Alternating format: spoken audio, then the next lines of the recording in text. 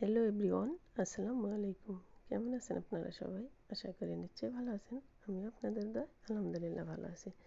আজকে চলে এসেছি একটা ডেজার্ট নিয়ে, সেটা হলো ক্যারামেল মিল্ক ডেজার্ট। তো প্রথমে এই যে চিনি, দুধ আর হলো কাস্টার্ড নিয়ে নিলাম। এখান থেকে এই যে অল্প একটু দুধে 2 চামচ কাস্টার্ড গুলিয়ে নিব।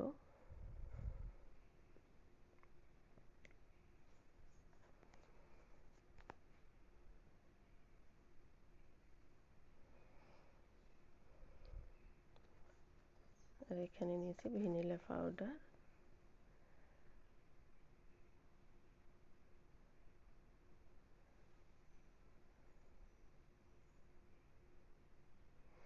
প্রথমে একটা কড়াই আমি দিয়ে দিলাম 1 কাপ চিনি।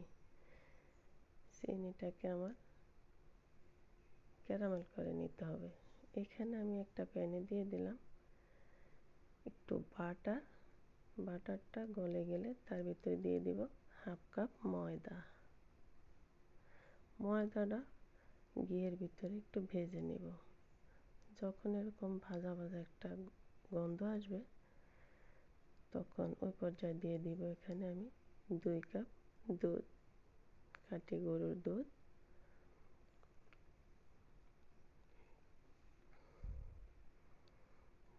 দিয়ে এবার এটাকে মিলিয়ে নিব।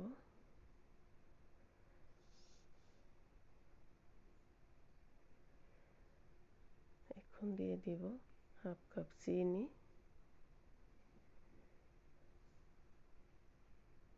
ভ্যানিলা পাউডার আর একটু লবণ স্বাদ অনুযায়ী। তো আমার প্যানটা একটু ছোট হয়ে গেছে, তো আমি অন্য একটা প্যানে নিয়ে নিলাম। এবার সবগুলো ভালো করে মিশে এরকম একটা হ্যান্ড হুইসের সাহায্য এটাকে আমি গলিয়ে নিব। তারপর এটা আস্তে আস্তে জাল করে এরকম ঘন করে নিয়ে আসব। ঘন হয়ে গেছে, আমি এরকম একটা ওভেন প্রুফ বাটি নিয়ে নিলাম। এটার ভিতরে দিয়ে দেব পানি। পানি গড়িয়ে দিয়ে চতুর্পাশে ছড়িয়ে দিয়ে তারপর পানিটা আমি ফেলে দেব।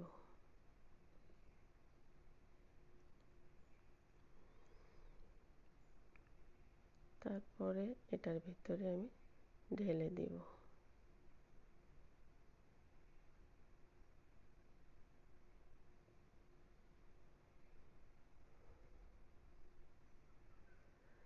এবার এটা এখানে সেট হতে থাক। এবার আমি ক্যারামেল তৈরি করব। প্রথমে একটা কড়াই দিয়ে দিলাম চিনি। চিনিটা এরকম যখন ক্যারামেল হয়ে যাবে, এই যে একটু একটু করে ক্যারামেল হতে শুরু করছে, এই তো আমার ক্যারামেল হয়ে গেছে। চিনিটা গলে আমি একটু গাঢ় কালার নেব, কারণ এখানে আমি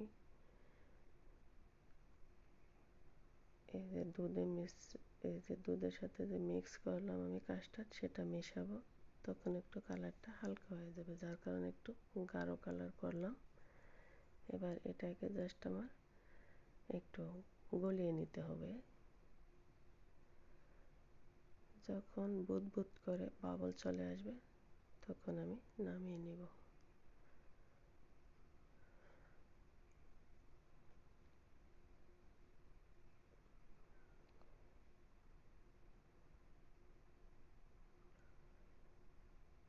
এই তো আমার এটা হয়ে গেছে। এবার এর উপরে ঢেলে দিব।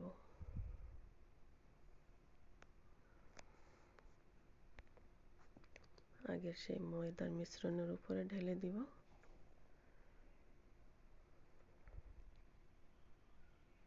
অপেক্ষা করব সেট হওয়া পর্যন্ত।